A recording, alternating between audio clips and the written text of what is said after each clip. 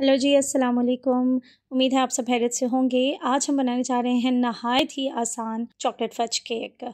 जो लोग मुझे जानते हैं और जो ये केक मेरे हाथ से खा चुके हैं, वो उन लोग की बहुत देर से फरमाइश थी कि मैं ये केक की रेसिपी आप लोगों के साथ शेयर करूं। तो लीजिए, आज हम ले आए हैं नहायत ही आसान, मज़ेदार और एक खूबसूरत चॉकलेट फज केक, जिसको बनाना बहुत ही आसान है, क्योंकि इसको बनाने के लिए आपको अवन की ज़रूरत नहीं है और ना ही इसके लिए हम बड़े बड़े पतीलों में नमक डालकर एक आर्टिफिशियल अवन तैयार करेंगे, बल्कि इसको हम बनाएंगे एक सिंपल से फ्राइंग पैन में, जो कि हर घर में मौजूद होता है। और हम इसको इसी तरह से बनाएंगे जिस तरह से आप कोई भी और चीज़ फ्राइंग पैन में बनाते हैं।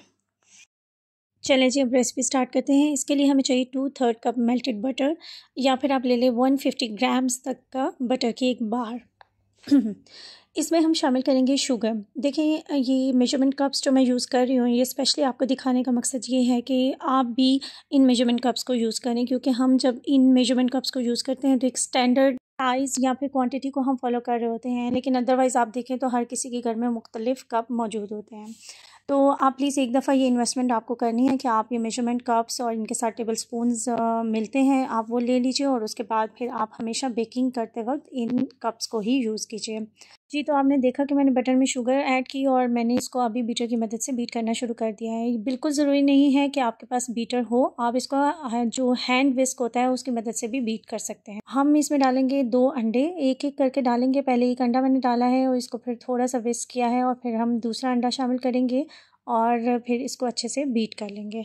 मैंने इसको अभी तक 3 मिनट तक बीट किया है और अभी इसकी शुगर अच्छी तरह से इसमें मिक्स नहीं हुई है, लेकिन जब आपका ये कलर आ जाए तो इसका मतलब है कि आप नेक्स्ट स्टेप की तरफ बढ़िए। और अब हम प्रिपेयर करेंगे अपने ड्राई इंग्रेडिएंट्स को। उसके लिए हमें चाहिए प्लेन फ्लावर। प्लेन फ्लावर मैंने लिया है 8 टेबल स्पून और इसमें मैं शामिल करूँगी कोको पाउडर 6 टेबल स्पून, और इसमें हम डालेंगे बेकिंग पाउडर 1/4 टीस्पून और बेकिंग सोडा 1/4 टीस्पून। ये जो ड्राई इंग्रेडिएंट्स हैं, इनको इस तरह से छानना बहुत ज़रूरी है, नहीं तो ये जब आप केक में शामिल करते हैं तो फिर इनके लम्स बन जाते हैं। ड्राई इंग्रेडिएंट्स को आधा-आधा करके हम शामिल करेंगे। पहले एक दफ़ा मैंने हाफ़ क्वांटिटी डालकर इसको अच्छे से फ़ोल्ड कर लिया स्पैचुला की मदद से। आप देखिए मैं किस तरह से ये चम्मच चला रही हूँ, आपने इसी तरीके से इसको फ़ोल्ड करना है। इस तरह से ये आपका केक जो है वो बहुत लाइट और फ्लफ़ी बनता है। अब बाकी जो हाफ़ इंग्रेडिएंट्स हैं उनको भी शामिल कीजिए और इसी तरह से फ़ोल्ड कीजिए, और जब ये अच्छे से मिक्स हो जाए तो हम इसमें आधा कप वार्म मिल्क डालेंगे। वार्म मिल्क डालने के बाद फिर इसी तरह से स्पैचुला की मदद से आप इसको फ़ोल्ड कर लीजिए। ये देखिए, ये कंसिस्टेंसी हमारे पास आ जाएगी हमारे केक बैटर की, और ये हमारा बैटर बिल्कुल रेडी है। अब आप कोई भी एक फ्राइंग पैन ले लीजिए और इसको अच्छे से बटर से ग्रीस कीजिए और ये सारे मिक्सचर को उस फ्राइंग पैन में पोर कर दीजिए। मेरे पास एक बड़ा फ्राइंग पैन है 28 सेंटीमीटर का, लेकिन अगर आपके पास स्मॉल फ्राइंग पैन है तो कोई परेशानी की बात नहीं है। आप इसको 2 बैचेज़ में बनाइए। आप उसके लिए बस कुकिंग टाइम जो है उसको हाफ़ कर दीजिएगा।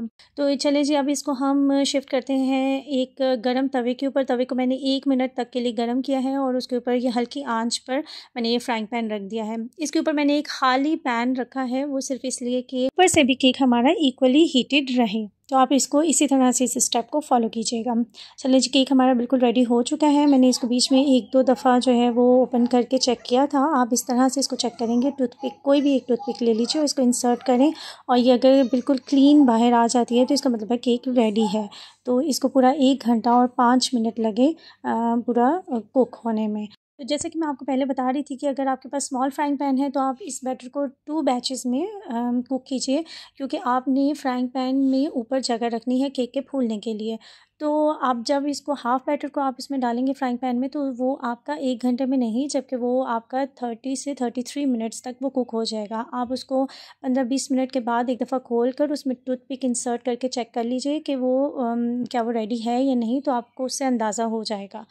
तो ये देखिए, जिस मेथड से मैंने ये बटर पेपर को काटा था, आप उस मेथड से बटर पेपर को काट लीजिए और बिल्कुल केक के साइज़ का ये कट जाता है, और इस तरह से आप केक को फ्लिप करके फ्राइंग पैन से बाहर निकाल सकते हैं।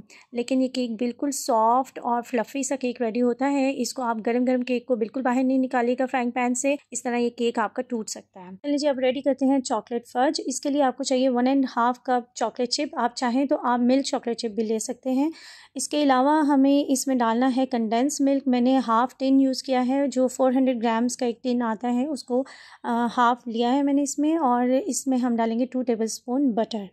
इसको मिक्स करके मैं माइक्रोवेव में रखूँगी 1 से 2 मिनट के लिए, लेकिन 1 मिनट के बाद आप इसको निकाल के एक दफ़ा मिक्स कीजिए और फिर दोबारा से इसको माइक्रोवेव में रखिए और फिर 1 मिनट तक हीट अप कीजिए जब तक कि ये चॉकलेट अच्छे से मेल्ट हो जाए। तो फिर हम इसको माइक्रोवेव से निकाल लेंगे।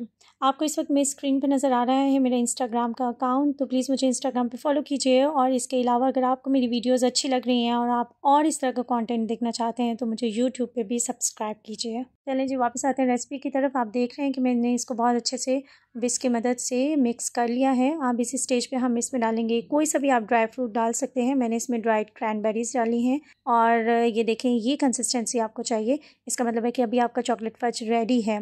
ये चॉकलेट फज अभी गरम गरम है तो आपको इस कंसिस्टेंसी पे नज़र आ रहा है। ठंडा होने के बाद जम जाता है तो आपने गरम गरम ही इसको केक के ऊपर पोर करना है। चॉकलेट फज डालने से पहले हम एक कांटे की मदद से केक में छोटे छोटे से होल्स कर लेंगे। आप चाहें तो टूथपिक्स भी यूज़ कर सकते हैं और फिर हाफ़ कप के जितना मिल्क लेकर उसमें पोर कर देंगे। ये स्टेप से आपका केक जो है वो बहुत ज़्यादा देर तक मॉइस्ट रहेगा।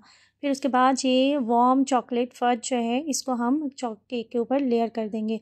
इसको लेयर करना बहुत ही आसान है क्योंकि एक थिक कंसिस्टेंसी में होता है और आपको इसके लिए किसी पाइपिंग बैग की ज़रूरत नहीं है। आप आराम से किसी भी स्पून की मदद से इसको स्प्रेड कर सकते हैं। आप देखिए मैंने इसको बहुत अच्छे से पूरे केक के ऊपर स्प्रेड किया है और ये देखिए इस तरह से आप अपने स्पून से इसके ऊपर थोड़ी सी डिज़ाइनिंग भी कर सकते हैं। इसके लिए ज़रूरी नहीं है कि आपके पास ये स्पैचुला हो, आप घर में मौजूद किसी भी टेबल स्पून या टी स्पून की मदद से ये डिज़ाइनिंग कर सकते हैं। चॉकलेट फज बहुत ही रिच, डेंस और फ्लेवरफुल होता है और इसके साथ ये जो स्पंज हमने बनाया है ये बहुत लाइट और फ्लफ़ी है। तो इन दोनों के कॉम्बिनेशन से बहुत ही मज़े का चॉकलेटी केक बनता है। आप इसको एक दफ़ा बनाएंगे तो ये आपको ज़रूर इम्प्रेस करेगा। इस केक को 7 से 8 लोग आराम से खा सकते हैं और ये 1.5 आवर में आराम से तैयार हो जाता है। अगर आपको कोई चीज़ समझ ना आई हो, कोई क्वेश्चन हो या फिर कोई सजेशन हो तो प्लीज़ कमेंट बॉक्स में कमेंट कीजिएगा, मैं आपको ज़रूर आंसर करूँगी। Thank you so much for watching.